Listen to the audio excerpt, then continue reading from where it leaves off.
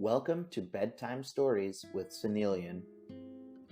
If you enjoy the podcast, don't forget to subscribe, like, and share with all your friends and family, or on social media.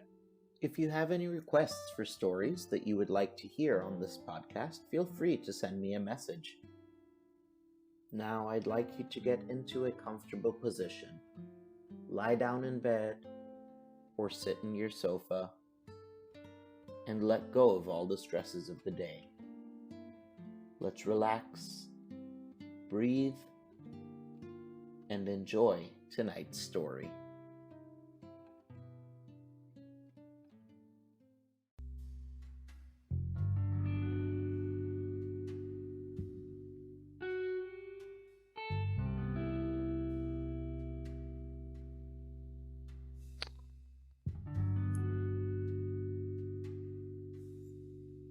Hello, and welcome back to H.G. Wells' The Time Machine. Today, we will be reading Chapter 14 and Chapter 15. Chapter 14, The Further Vision.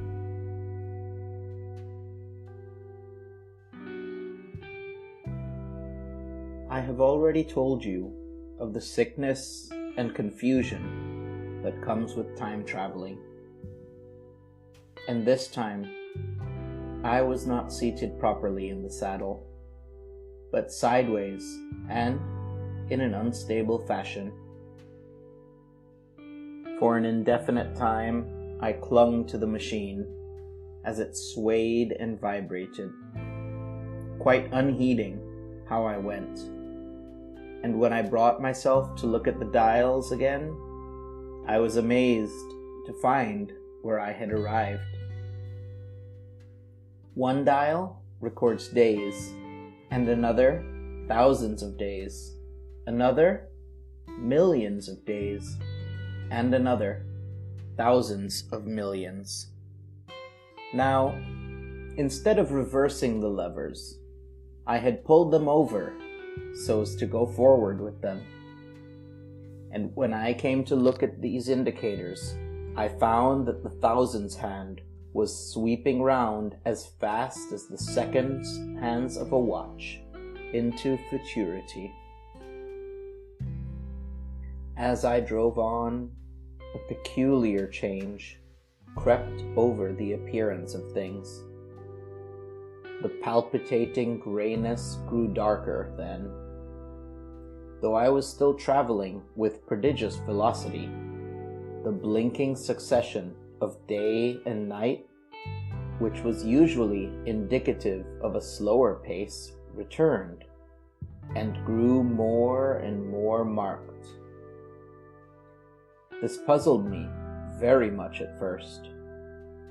The alternations of night and day grew slower and slower, and so did the passage of the sun across the sky, until they seemed to stretch through centuries. At last, a steady twilight brooded over the earth. A twilight only broken now and then when a comet glared across the darkling sky.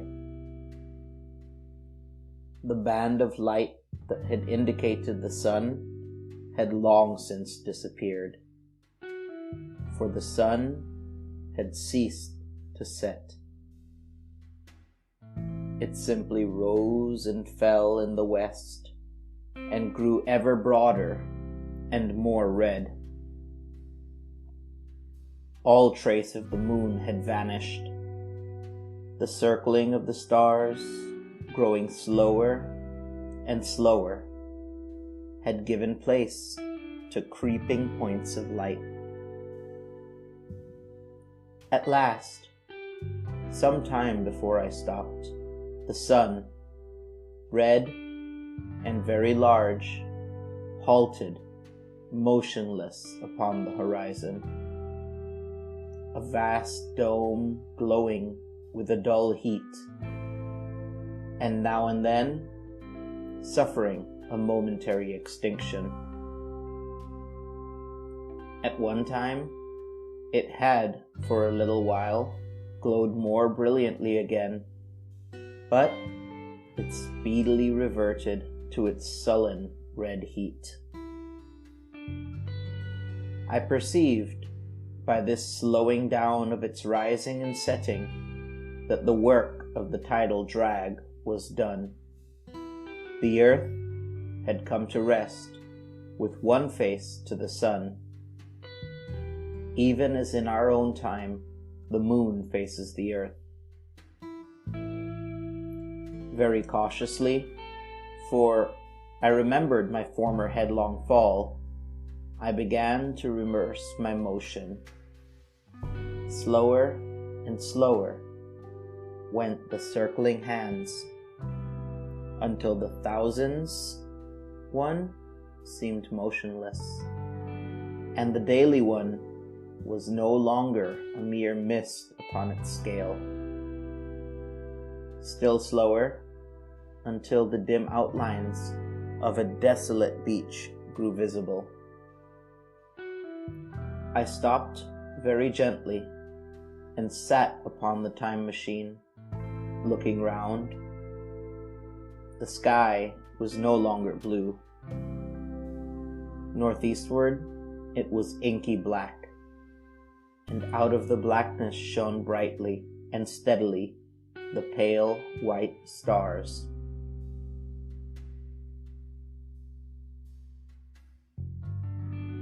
Overhead, it was a deep Indian red and starless, and southeastward, it grew brighter to a glowing scarlet, where, cut by the horizon, lay the huge hull of the sun, red and motionless.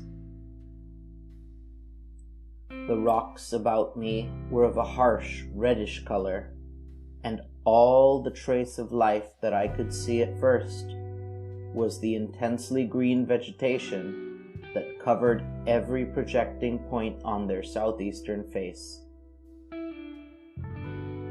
It was the same rich green that one sees on forest moss or on the lichen in caves, plants which, like those, grow in perpetual twilight. The machine was standing on a sloping beach. The sea stretched away to the southeast, to rise into a sharp, bright horizon against the wan sky. There were no breakers and no waves, for not a breath of wind was stirring. Only a slight oily swell rose and fell like a gentle breathing, and showed that the eternal sea was still moving and living. And along the margin, where the water sometimes broke, was a thick incrustation of salt, pink under the lurid sky. There was a sense of oppression in my head, and I noticed that I was breathing very fast.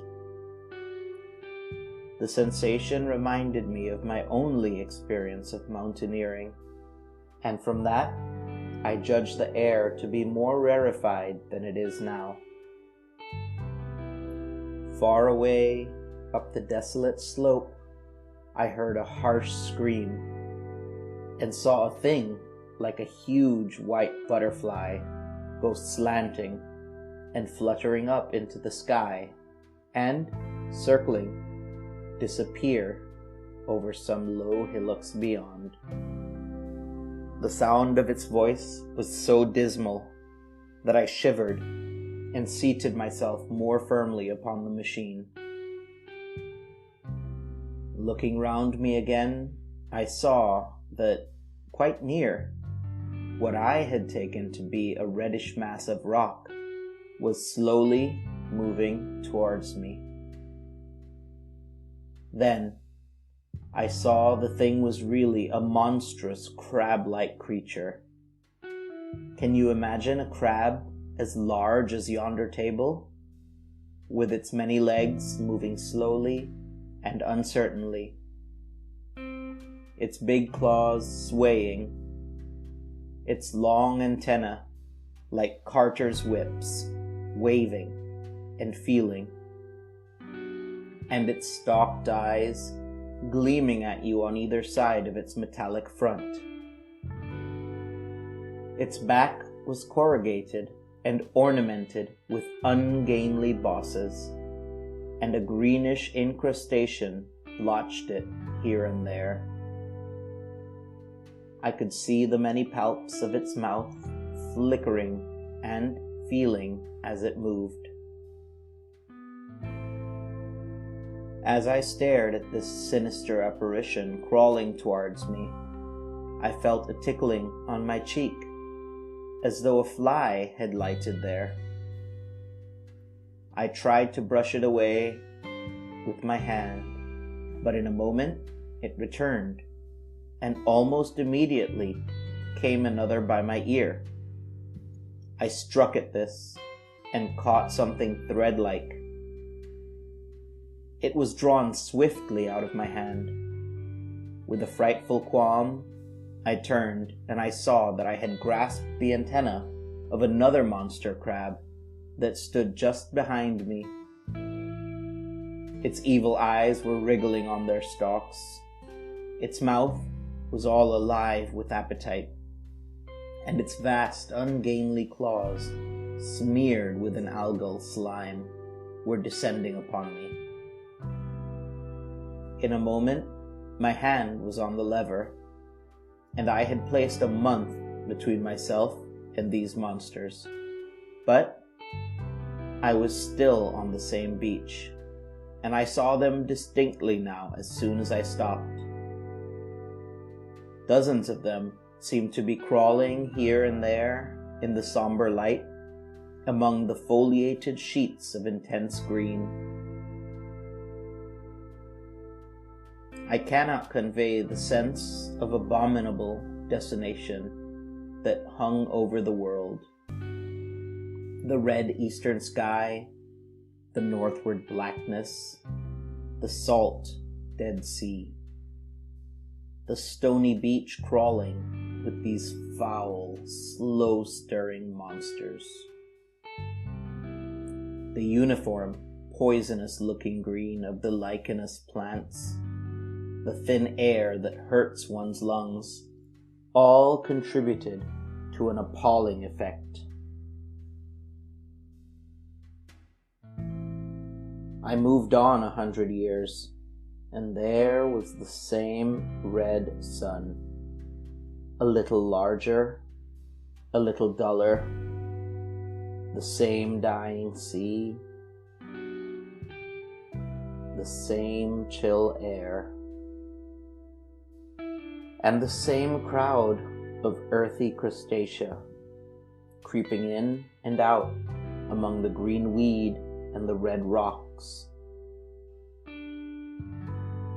And in the westward sky I saw a curved pale line like a vast new moon. So I traveled, stopping ever and again, in great strides of 1,000 years or more, drawn on by the mystery of the earth's fate, watching with a strange fascination the sun grow larger and duller in the westward sky, and the life of the old earth ebb away. At last, more than 30 million years hence, the huge red-hot dome of the sun had come to obscure nearly 1/10 part of the darkling heavens. Then I stopped once more, for the crawling multitude of crabs had disappeared, and the red beach, save for its livid green liverworts and lichens, seemed lifeless, and now it was flecked with white. A bitter cold assailed me. Rare white flakes, ever and again, came eddying down. To the northeastward, the glare of snow lay under the starlight of the sable sky, and I could see an undulating crest of hillocks, pinkish white. There were fringes of ice along the sea margin, with drifting masses farther out, but the main expanse of that salt ocean, all bloody under the eternal sunset, was still frozen.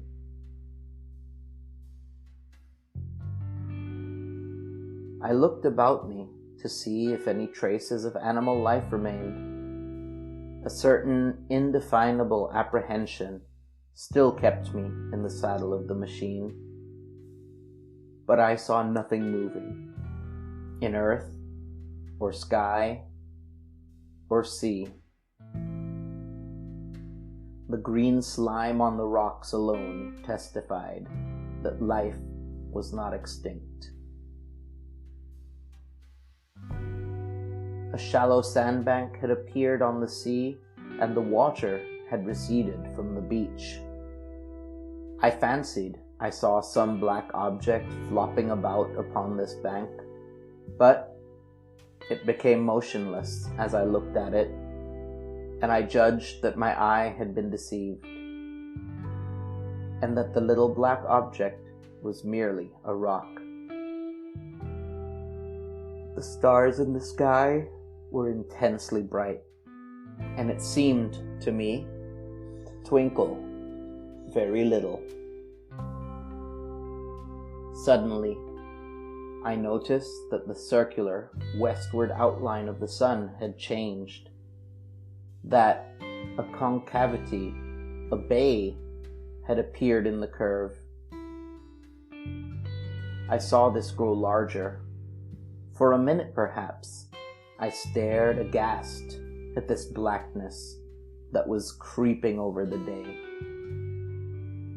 And then I realized that an eclipse was beginning.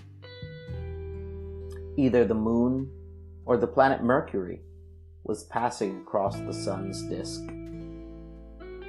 Naturally, at first I took it to be the moon, but there is much to incline me to believe that what I really saw was the transit of an inner planet passing very near to Earth. The darkness grew apace. A cold wind began to blow in freshening gusts from the east, and the showering white flakes in the air increased in number. From the edge of the sea came a ripple and a whisper. Beyond these lifeless sounds, the world was silent. Silent? It would be hard to convey the stillness of it. All the sounds of man, the bleating of sheep, the cries of birds, the hum of insects, the stir that makes the background of all our lives, all that was over.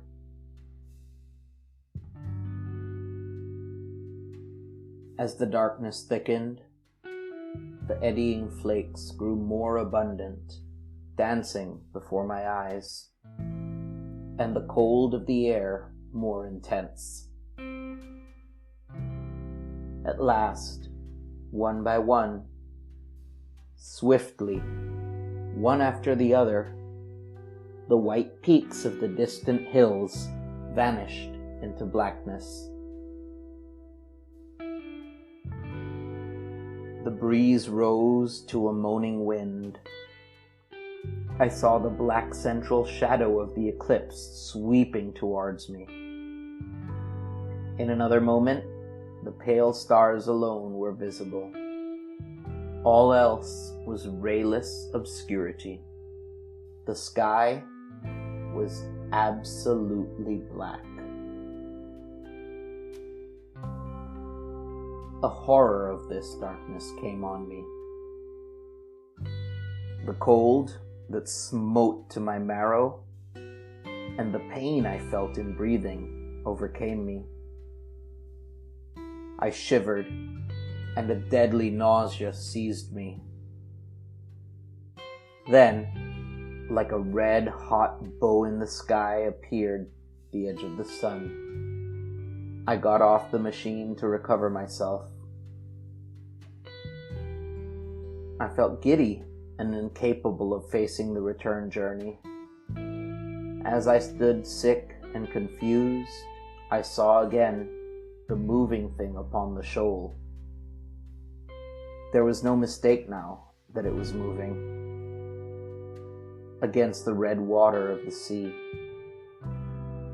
It was a round thing, the size of a football perhaps, or it may be bigger, and tentacles trailed down from it. It seemed black against the weltering blood-red water, and it was hopping fitfully about.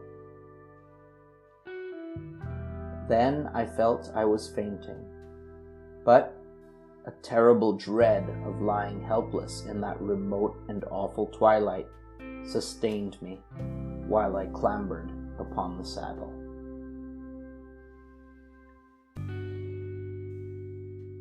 Chapter 15.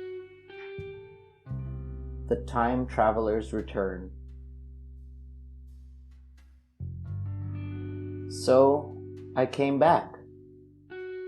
For a long time, I must have been insensible upon the machine. The blinking succession of the days and nights was resumed. The sun got golden again. The sky blue. I breathed with greater freedom. The fluctuating contours of the land ebbed and flowed. The hands spun backward upon the dials. At last, I saw again the dim shadows of houses and evidences of decadent humanity. These too changed and passed, and others came. Presently, when the million dial was at 0, I slackened speed. I began to recognize our own pretty and familiar architecture. The thousands hand ran back to the starting point. The day and night flapped slower and slower. Then, the old walls of the laboratory came round me. Very gently now, I slowed the mechanism down.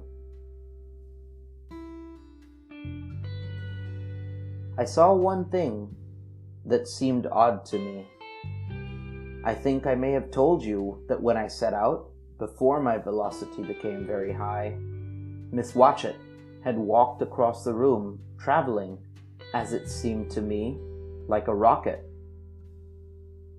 As I returned, I passed again across that minute when she traversed the laboratory.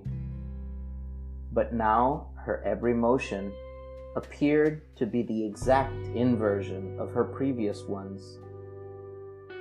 The door at the lower end opened, and she glided quietly up the laboratory back foremost and disappeared behind the door by which she had previously entered.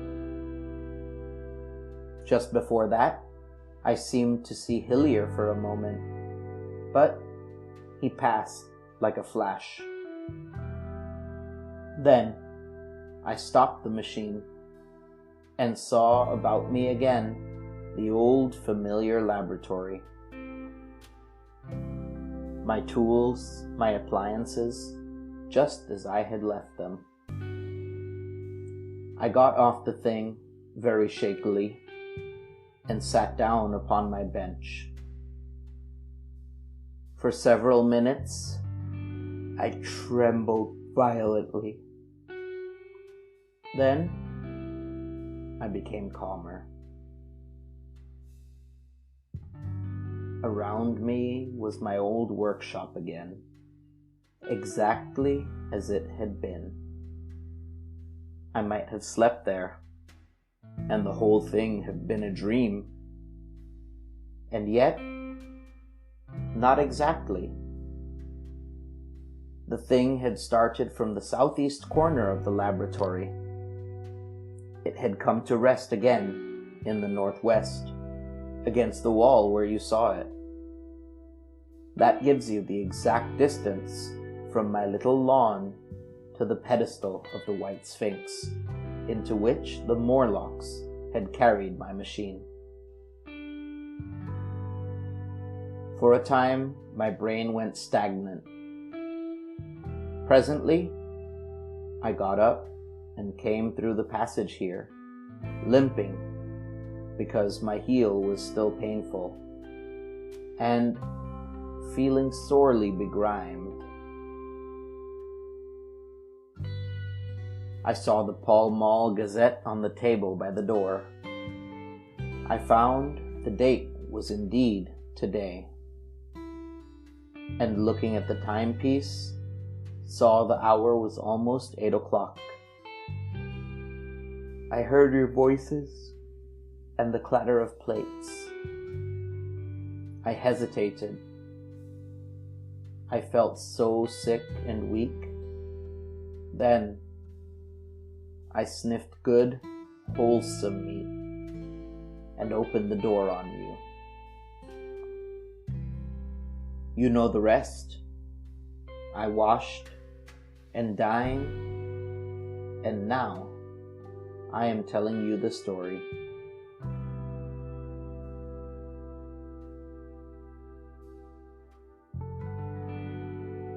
Thank you for listening. Join us next time as we read Chapter 16 and the epilogue of H.G. Wells' The Time Machine.